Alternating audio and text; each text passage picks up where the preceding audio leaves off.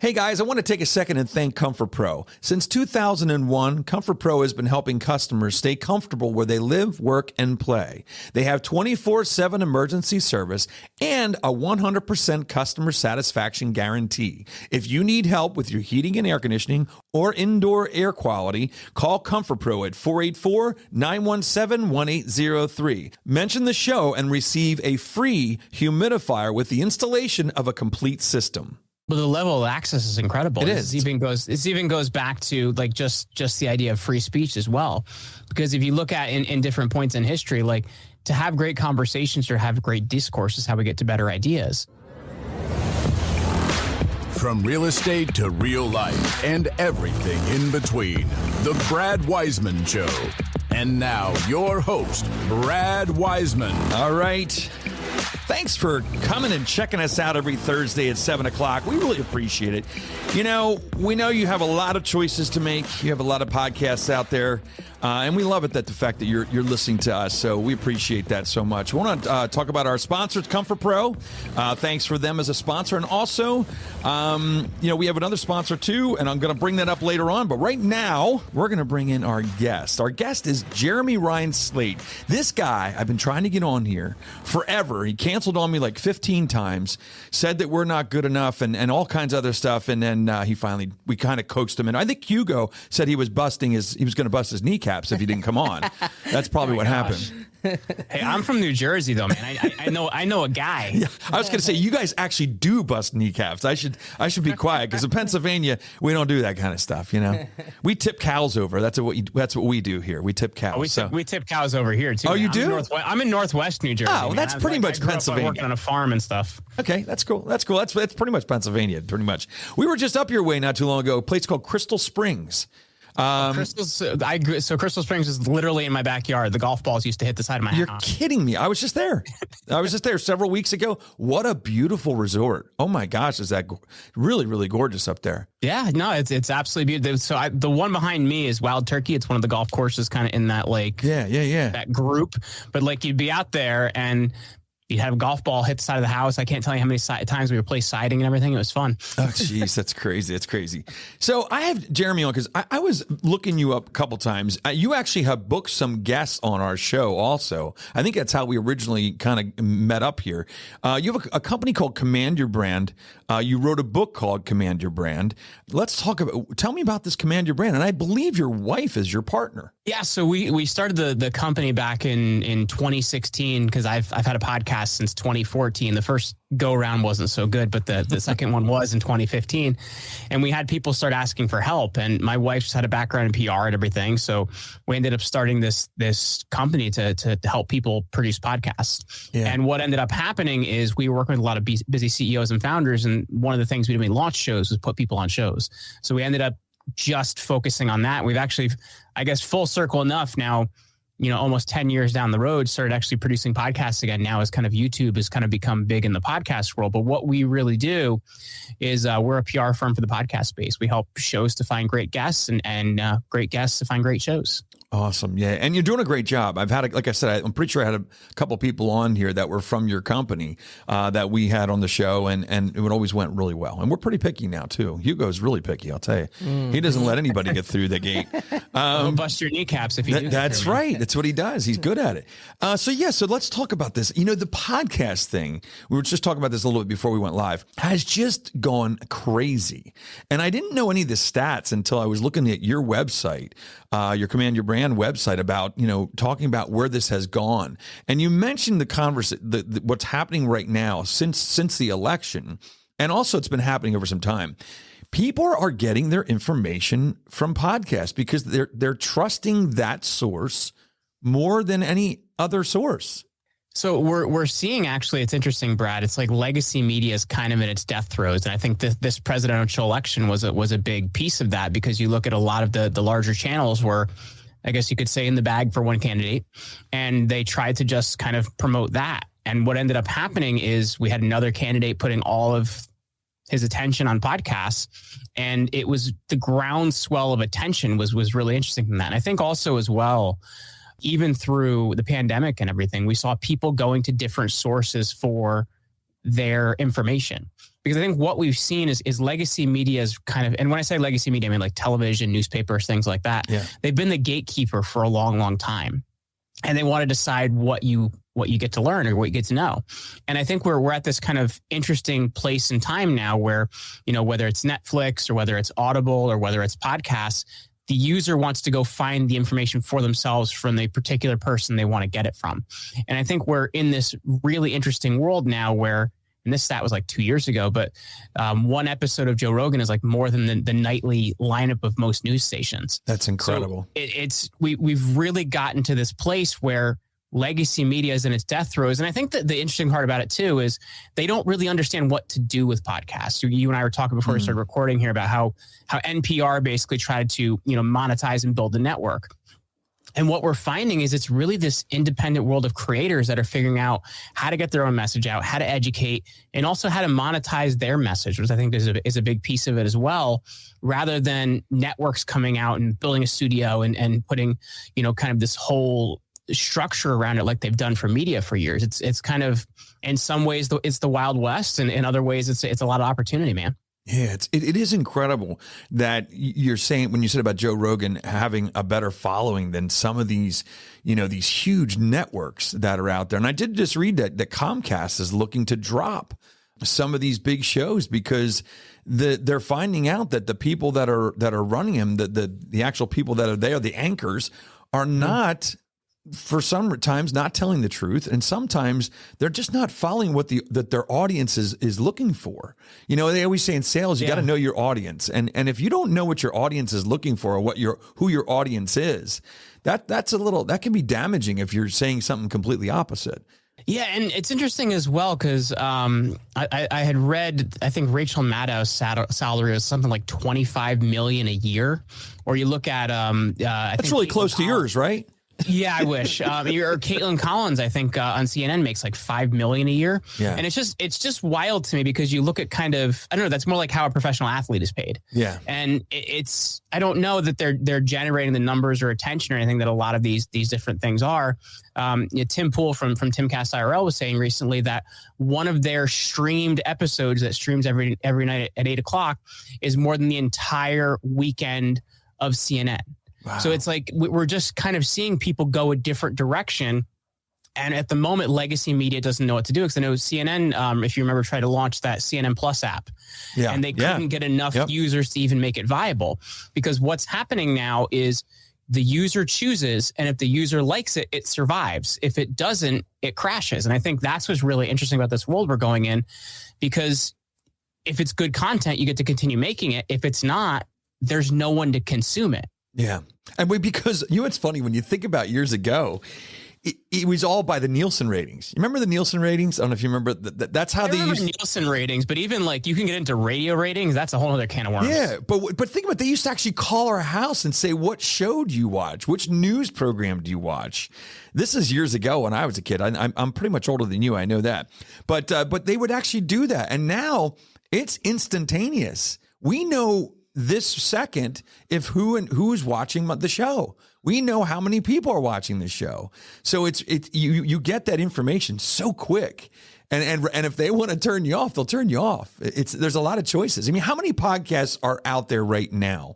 As an average, I mean, is it 100 million? Is there 60 million? Is there 20 million? I mean, do you have any idea how many podcasts are being produced? So this number's up and down, but it's somewhere around 3.5 million is about where we stand at the moment. But now the thing you have to consider is somewhere around, once again, I haven't seen there's this annual report that comes every year that Edison Research does about the podcast world. So I haven't seen this year's yet, but it's around 20% of that 3.5 million. They're actually active. Wow. Now that means like producing an episode like at least once a month. Right. So that's about 80% of it that launch a show and either do 5 episodes or 10 episodes and then just kind of, go on by the wayside. So it is a very, very large world. But at the same time, if you think about it as an individual creator, you only have to fight with 20% of that 3.5 million. So if you do a good job and really service a particular market, there's a lot you can do with that. And what I find, Brad, is a lot of people try to go way too broad. Yeah. Everyone wants to recreate the Joe Rogan experience where they have these inside jokes with people they know and do these long conversations. And for most people, that's not going to work. You have to service a very particular market. Whether it's, you're talking to people in the real estate world, or you're talking to people in the sales world or the marketing world, or whatever it might be, or even look at my show. We've changed a lot over the years, and dude, I'm talking about a lot of like history stuff now. Yeah, you're like the Roman Empire guy. This is the strangest thing. I mean, we'll get into that, but let's go into that for sure, because that's the part that freaked me out. When I saw some of your shows, I'm like, this guy knows his shit when it comes to the Roman Empire, and I don't think I've ever met anybody that was really up on that. Well, it's like I've found a niche, and I've done a lot of different things over the years. I think the thing that's tough with a podcast is a lot of times people think when they create this thing, it always has to continue to be the same thing, which isn't necessarily true. The title can change, what you talk about can change. And really over the years, my show has grown and developed. When we first started, we talked more about, lifestyle design and entrepreneurship and stuff like that. But at the same time, my interests have changed a lot. My master's degree is in Roman Emperor worship. And I tend to say the Roman Empire because it makes it easier for people to understand. But I actually looked at like how the cult of Roman Emperor worship started. So for me on my own show now, a lot of times I'm covering more historical subjects. Like we did an episode recently about how before the American Revolution, there was one of the Canadian colonies in Quebec. The way that they reacted actually caused part of what led to the French and Indian War and the American Revolution. So I'm looking at a lot of these like really interesting historical subjects and trying to learn stuff about it. Or I just had on today's episode, we had Sean Stone, who's the son of director Oliver Stone, and we did on a episode on one of their documentaries they put together. So I'm really trying to dive into historical subjects, man. Yeah, no, I think I saw part of that. I know what you're talking about, that show. Yeah, that's incredible. So the podcast thing, do we think that it's gonna keep going in this direction? It's no longer like we used to think it was like a fad, because I think at one point podcasts took off, it kind of mellowed out, and then all of a sudden it really took off again. And I think it's on this trajectory that's like kind of crazy, where even my parents are listening to podcasts. I never thought I'd hear my dad say I was listening to podcasts the other day. I mean, that's incredible, because that's a totally different generation. Yeah. Well, I think also the thing people have to understand is going back to your Nielsen rating things too. Like let's take a look at how for most of the time before they went digital, radio did their stats. There was this thing called a PPM, or a personal people meter. It's kind of like a beeper you kept in your pocket, and you would click on it when you're listening to something. Oh, I remember that. They would then take that small sample and multiply it by the population size of a city and be like, our listening market is this many thousands or millions of people, which is wild. So they really don't know who's listening. So the thing that's different then, because of that, people are used to hearing these big bloated numbers, like this many million or this many tens of thousands. And the thing that's different with podcasts is you don't need a huge market to make an impact. You can have, the right 100 people, the right 1,000 people, the right 10,000 people, and you've got a really, really great either feeder line to your current business or business in itself. And I think we're seeing this become a piece of culture. I'm seeing billboards for podcasts. I'm hearing people having conversations about podcasts. I know even for myself, I get a lot of my sports from podcasts now. I'm a huge Yankees fan. So I listen to Talkin' Yanks or the John Boy Media podcast or Bronx Pinstripes. So you kind of really get to really dive in on these very particular topics and really be niche, where it's not these broad topic shows anymore. And I think that's what we're seeing kind of in this world of new media. Interesting. Very interesting. Yeah. And the thing I wrote down here when I was thinking about what having you on the show was do you think we're getting oversaturated though with podcasts? Is it to the point now where there's so many new ones, because we're talking about telling stories, but we're also talking about giving information. And I think podcasts first started as just stories, but I think it's becoming an information source too. Kind of like, let's Google it, Well, I think the thing you have to consider is for a while, there was a lot of people trying to do like the same model, right? Yeah. We're going to have an entrepreneurship show and I'm going to talk to entrepreneurs and we're going to do it 7 days a week or 5 days a week, or whatever it might be. And like, you don't really have an interesting angle. Yeah. So I think with where we're at now, you have to have a very interesting and individualized angle and on a very niche topic. You can kind of do a one or the other there, right? So for example, I listen to a Roman history podcast. I absolutely love that. You wouldn't think that, right? I bet the guy's really old. He's from the Roman Empire. He's about my age, surprisingly. It's amazing. But the thing you have to consider is you have to service a very particular market. And I think if you're going to do that, it's not going to be oversaturated. If you're going to try and do just what everybody else is doing, like, the latest comedian launches a podcast and wonders why it didn't work, it has to be servicing a particular market in a particular way. Otherwise, it's going to fall on deaf ears, right? Yeah. And I think that's the thing to really consider. Yeah. I think people try to approach podcasting like they approach social media. That I'm going to take the same post and put it on Facebook and Instagram and TikTok or whatever it is, and I'm also going to make a podcast about it. That's not really what it is. You have to make a podcast for a very particular purpose or a very particular topic. And as you mentioned, it's an educational platform. People are coming to these things to learn something. Yeah. So they're not here to part of it is entertainment. Don't get me wrong, Brad. You have to be entertained or people aren't going to listen very long. But a bigger part of it is there has to be information here that people are going to walk away with. That's so true. So true. So one other question too. Do you find a lot of competition in the Roman Empire propaganda stuff? Do you find is there a lot of them doing that? Or are you kind of one of the only ones that's doing that? Stay with us. We'll be right back. Hey guys, if you're looking to buy or sell a house in Berks County or beyond, let me know. This is Brad Weisman from The Brad Weisman Show. You probably know I'm also a realtor, but I wanted to remind you, if you have any questions or you need anything, please give me a call, 484-256-5836. Thanks. So there's a few people doing it, but here's the thing I think I'll say is I'm not the smartest person in any room I walk into. And because of that, I think that's actually a huge asset because I take history and I make it make sense for regular people. And I think that's what you have to look at with your subject as well. You don't have to know everything about it. You don't have to be the smartest person about it. But if you can make it communicate to people, Kurt Cobain, back in the days of Nirvana, used to talk about if you're going to write a song, write it on a third grade level and it'll do really well. And I think that's what you have to really consider is you want to make something that communicates. I think very often people think they have to know everything about a topic. Do I know everything about Rome? Absolutely not. But I can make it make sense to a regular person where they can walk away from that and actually find information they can use in their daily lives. And I think that's the more important part of it. Yeah, definitely. So the name of your podcast now, is it Create Your Own Life podcast or is it a different podcast now? It's called the Jeremy Ryan Slate Show now. We changed it about 6 months ago or so. Okay. And it's That's what I thought. For the simple reason, which is funny because I used to give people the advice, don't. But what ended up happening, Brad, is because I did all these Roman Empire podcasts, I started getting a lot more hits for my name. So I was finding people couldn't find my show because they were looking for my name. Yeah. And because of that, it was really just a search optimization thing. What is the main search people are looking for? I'm a tech guy at heart.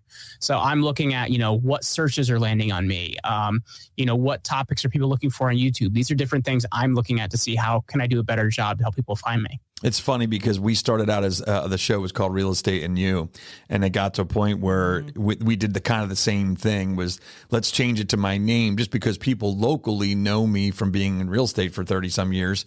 And it was instead of trying to find the real estate podcast, which is a gazillion of them, you just search my name and now it pops up and it's pretty easy that way. So I get that. Well, from that a makes sense. personal brand perspective, it's really smart, right? Because you're giving people another way to find you. Absolutely. So, let's talk. It said that there's recent studies say there's over 100 million Americans listening to podcasts each month. That number blew my mind. That there's, that's like a third of America. How many is there? 400 million. That's like a third of the United States is listening to podcasts. Well, we don't know how many people are actually here anymore, but anyway. I'm sorry. We won't go there though. Oh my gosh. Whew, there goes the show. Hey, I used to have a podcast. I'm sorry. Until Jeremy was on. I think we're on the same page. We just don't want to go dig into that too much. No. The thing I would say though is I think it's become ubiquitous, right? We've gotten to a point where they're a part of people's daily lives, and I don't know about you, I'm typically listening to a podcast when I'm getting ready in the morning. Most of the time, I'm not even listening to music at the gym anymore. I'm listening to a podcast. And I think for a lot of people, they've become a part of their daily lives. And to think that, at least a third, possibly more of Americans are listening to podcasts, that's a really big deal. It's not just this, thing that's nice to have or nice to do anymore. It is something that it's a channel you have to be on. And trust me, Brad, in the coming years, it's only going to get bigger because we're seeing media change. We're kind of in this, we're kind of at the beginning of the Industrial Revolution. That's kind of a nice way to put it. That's like kind of where we're at in time.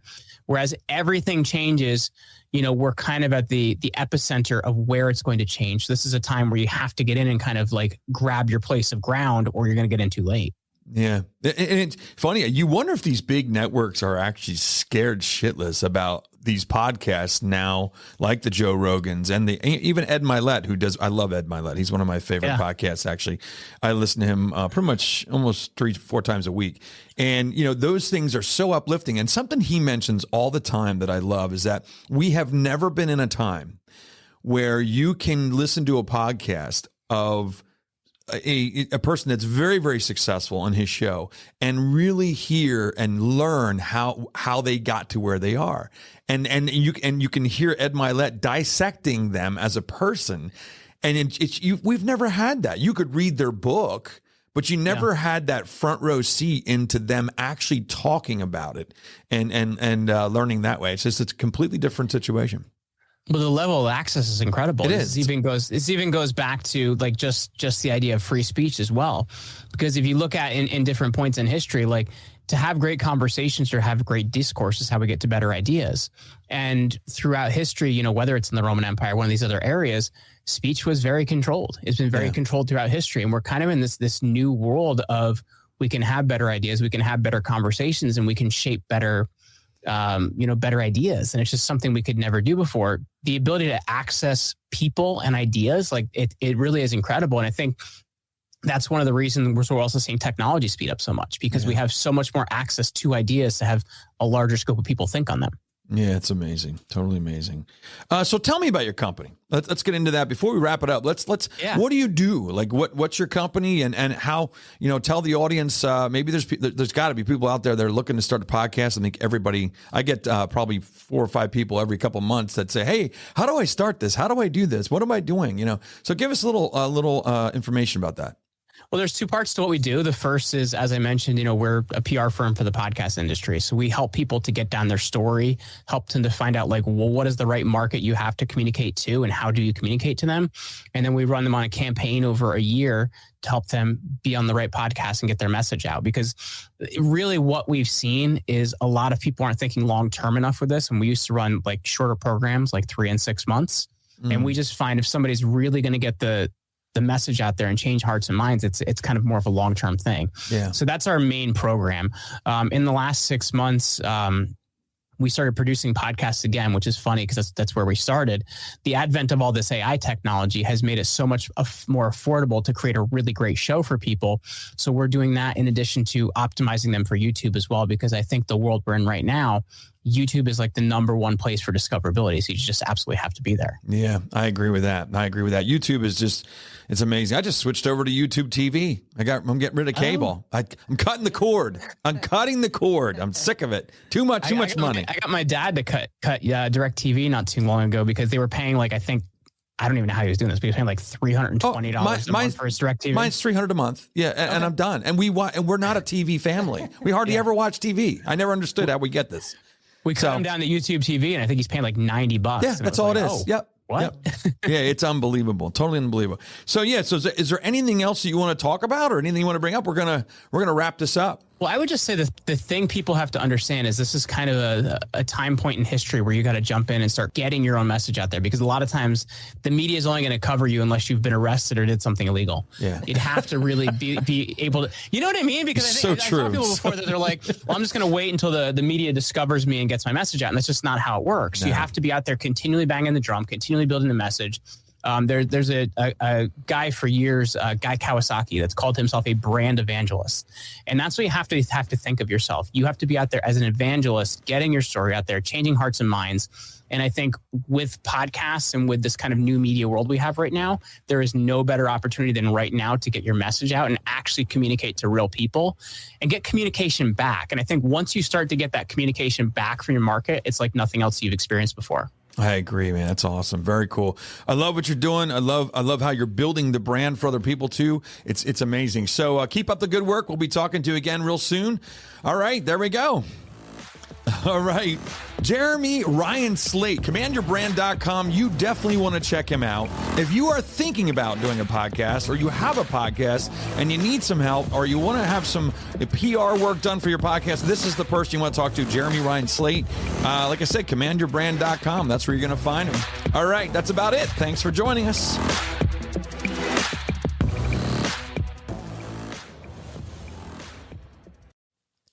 Are your kitchen and bathroom way overdue for a remodel? Well, I got the guy for you. Call John Sellers at First Response Contracting, 484-256-7136. Both residential and commercial services, and he's licensed and insured. Call him at 484-256-7136. First Response Contracting.